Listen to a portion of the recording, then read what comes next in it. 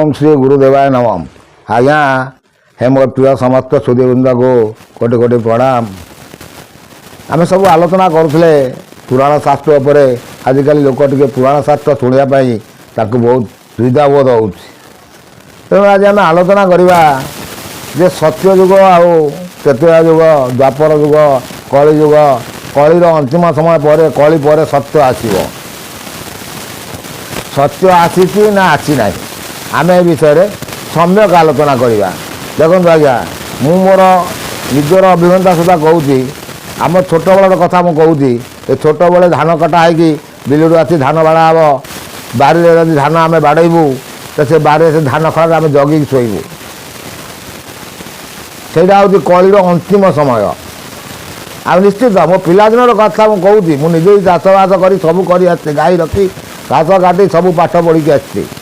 अवश्य भगवान का ठाकुर का आशीर्वाद 1967 ग्राजुएसन कम्प्लीट कर तथापि दिने चिंता करनी जे मुझे चाष करूँ कि गाई रखी कि कौन करूँ कौन ना चिंता भी कै मुझे कर्म कर। देखो कहीं कहली ना सत्य जुग मुझे जुग गोटे चलिए ताकू बहुत दिन समय दरकार।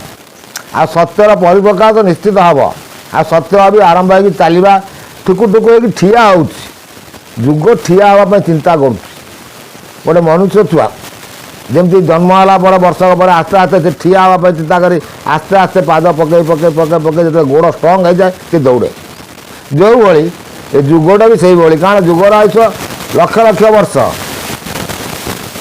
तार गोटे स्पिरिट आसे गोटे कौन पुरुष हो किसी आसो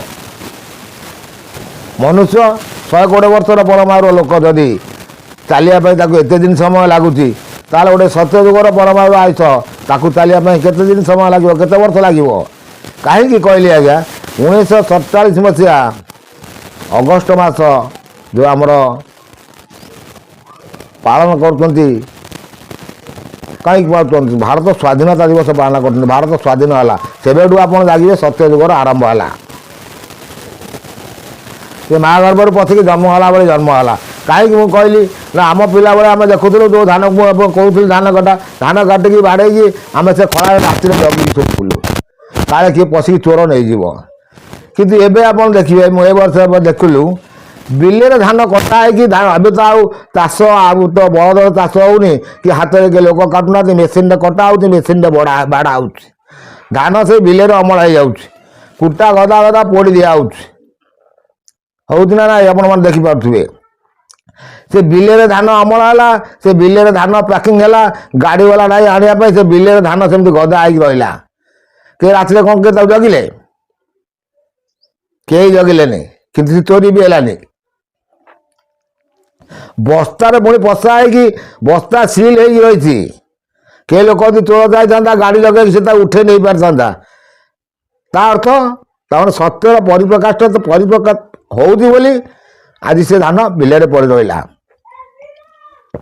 तापर पुणी चाषी उठे नहीं आसला मुझे पर्टिकुलर गाँव कथा कहबी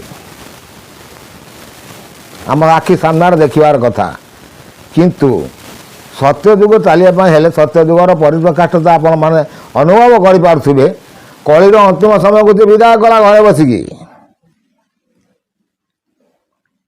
तू हट सबु क्षेत्र में राजनीति क्षेत्र में देखो आप सरकारी ऑफिस क्षेत्र में आप देखी आसतु आपण मैंने सब न्यूज पढ़ुवे सबुआड़े रेड हो सबुआड़े बड़ बड़ हिताधिकारी मैंने जो मैंने सब कोटी कोटी टंका कला धन रखिक बसते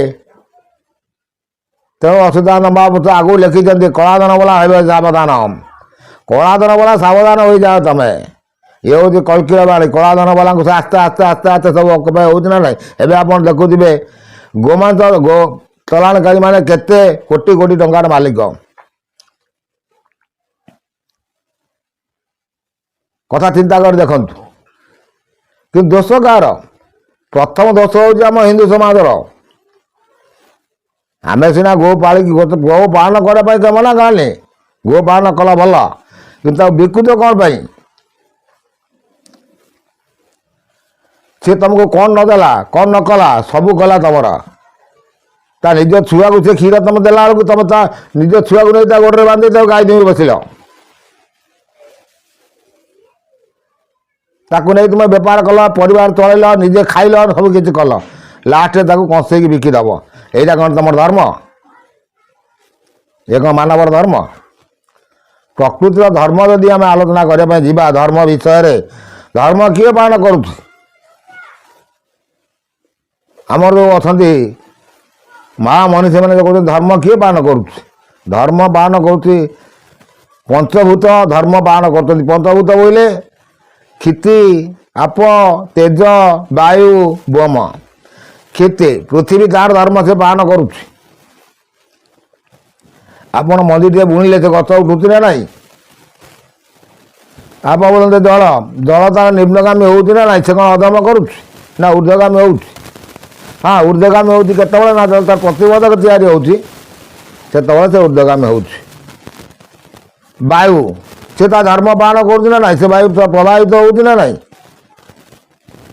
କିନ୍ତୁ ମାନବ ସମାଜ ତାଙ୍କ ଧର୍ମ ପାଳନ କରୁଛନ୍ତି କି? ସେ କହୁଛନ୍ତି ଆମେ ହେଉଛନ୍ତି ଧର୍ମବନ୍ତ ଲୋକ। ତମେ କ'ଣ ମାନବ ଧର୍ମ ପାଳନ କରୁଛ?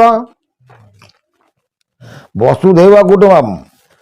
ତେଣୁ ସାରା ବସୁଧାର ଲୋକ, ଯେତେ ପୃଥିବୀରେ ତମେ ଯେତେ ଜନବସତି ଅଛ, ସମସ୍ତେ ନିଜ ନିଜ ବନ୍ଧୁ ଭିତରେ ହେଇକି ଚଳ। ଆଉ ଯଦି ନ ଚଳିବ, ତମକୁ ବିପଦ ମୁହଁକୁ ଠେଲିବା ପାଇଁ ତାକୁ ଗୋଟେ ସମୟ ଲାଗୁନି। ଆଜ୍ଞା, ସମସ୍ତେ ଆପଣ ଦେଖୁଥିବେ, ଏବେ ତ ଆପଣମାନେ ସବୁ ନ୍ୟୁଜ୍ରେ ଶୁଣୁଥିବେ, ଇରାନରେ ଯେଉଁଭଳି ନରହତ୍ୟା କରାଗଲା, ଯାହାକି ହେଉଛି ଅତି ନିନ୍ଦନୀୟ। ସେ ହେଉଛି ଏକଛତ୍ରବାଦୀ ଶାସନର ନୀତି। ତେଣୁ ଏ ଧାରାକୁ ପରିବର୍ତ୍ତନ କରିବା ପାଇଁ ସ୍ୱୟଂ ଠାକୁର ସେ ନିଜେ ବି ତାର କରିବ। ପୁଣି ଆପଣମାନଙ୍କୁ ନେକ୍ସଟ ଅଧ୍ୟାୟରେ କିଛି କହିବା। ଆମେ ଯିବା ଜ୍ଞାନବାଣୀ ଉପରକୁ, କିଛି ଆମେ ପୁରାଣ ଶାସ୍ତ୍ର ଉପରେ ଆଲୋଚନା